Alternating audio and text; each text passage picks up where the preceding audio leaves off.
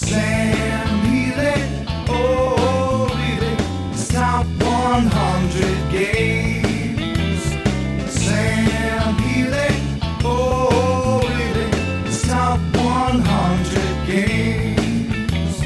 Sam won't be caught dead playing roads and boats. When people make him mad, he wants to punch him in the throats. So hey, welcome back to my next installment of my top 100 games of all time. This one is going to be number 80 through 71, and I figured I'd go ahead and just record out here in the nice, beautiful weather.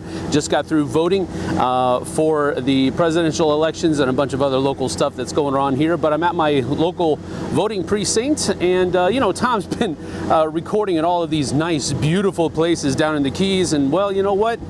I'm just here in Homestead. Because, you know, that's where I live, and I'm just trying to keep it real, y'all.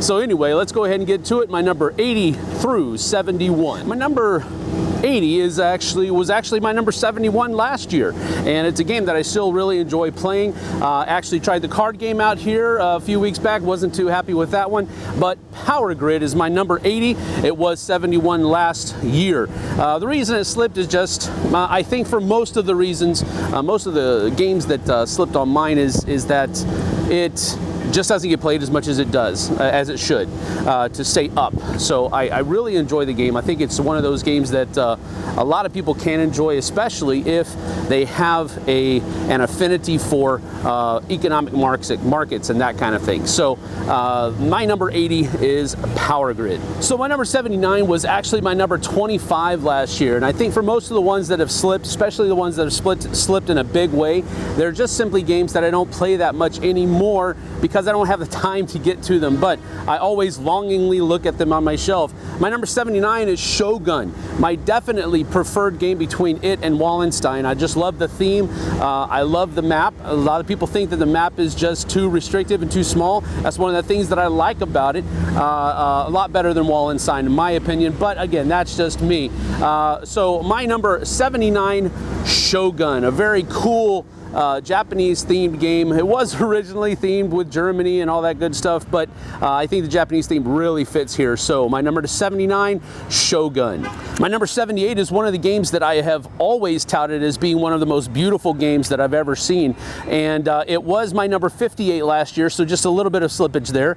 But Cleopatra and the Society of Architects was one of the first games that I ever played that used the box as part of the board, the playing surface, the thing that you add things to, and I just really thought that that was a cool aspect of the game in that it just provides a lot of beauty, it provides a lot of interaction with the game components. I really enjoyed it. It has a good theme as well. So that's my number 78, Cleopatra and the Society of Architects. My number 77 is a card game, a deck building game, and it's one of my preferred deck building games actually because of the theme and because of how you play the game. It fits well with the theme. That's Thunderstone Advanced Numenera, and I choose Numenera specifically because of its theming. I love the smash up between a fantasy setting and a kind of like a steampunk or actually a sci-fi setting. It's just kind of a mashup between the two of them, and I just really enjoyed it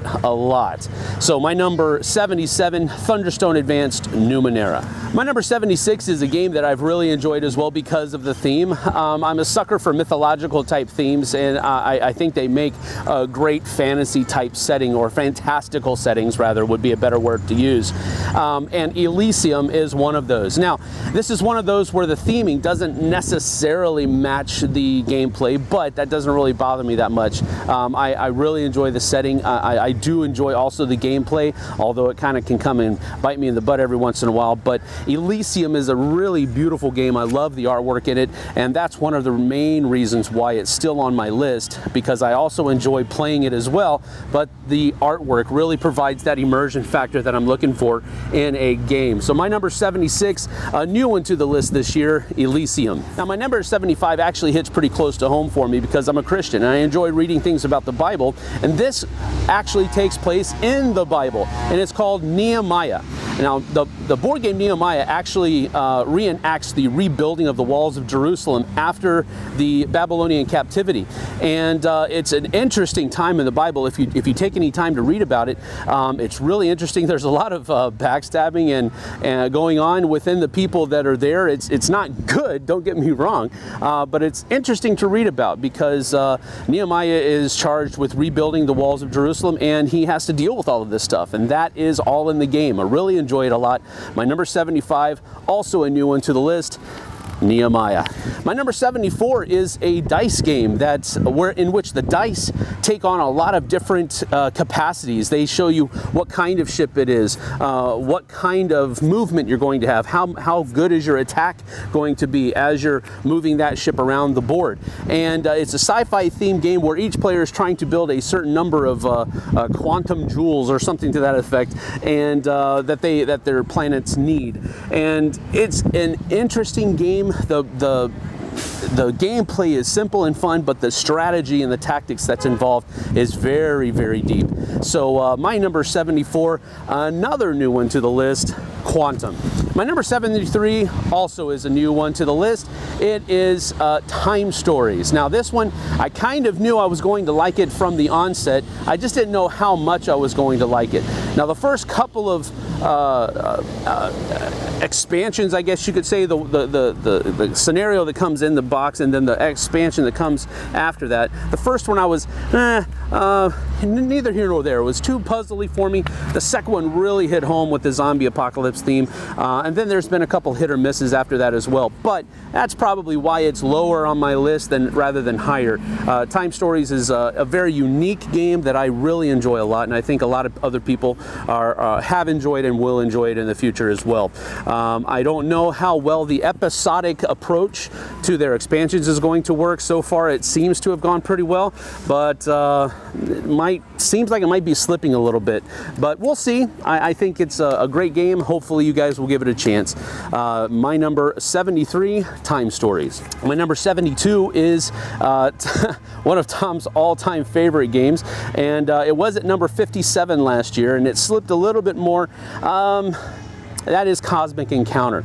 I think the reason this one slipped another 20 spaces almost this year is that it just is a negotiation game, and there's a lot of frills and a lot of things that go around that negotiation thing. There's a lot of excitement in the game, but at the core, it's simply negotiation. Are you going to help me? Are you going to not help me? Are you going to fight me? Are you going to beat me? You know, and all of these different powers that come in, and that's really where, for me, the powers are what make this a cool game, not the actual core mechanic itself of just negotiating. But number 72 is still a great game, and I really do enjoy it. 72, Cosmic Encounter. And finally, for this installment, my number 71 was actually all the way up. It's 24 last time, and that is Marvel Legendary. Now, I really enjoy the Legendary system. They've really been kind of diversifying that Legendary system a lot.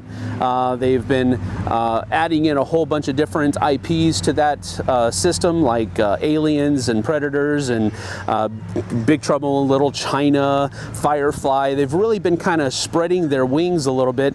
Some of them have been hit or miss. The artwork, I think, is really where you have to really buckle down and make sure it gets done right, because it can really mess up the whole feel of the game, because that is the one linchpin that the theme is holding on to, is the artwork, since it's really just basically a deck building card game.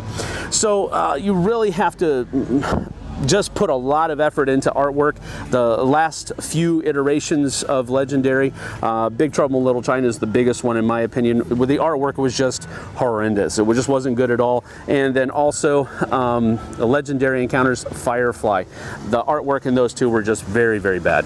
So that is my number 71, however, Marvel Legendary. See you guys on the flip side. Thanks so much for watching the Dice Tower videos. Find more great videos and reviews, as well as our top-rated audio podcast at Dicetower.com. You can also find other great shows at DicetowerNetwork.com. I'm Eric Summerer, and you've been watching The Dice Tower. The Dice Tower is sponsored by Cool Stuff Inc., where you can find great games for great prices. Cool stuff in stock. Check them out at CoolStuffInc.com.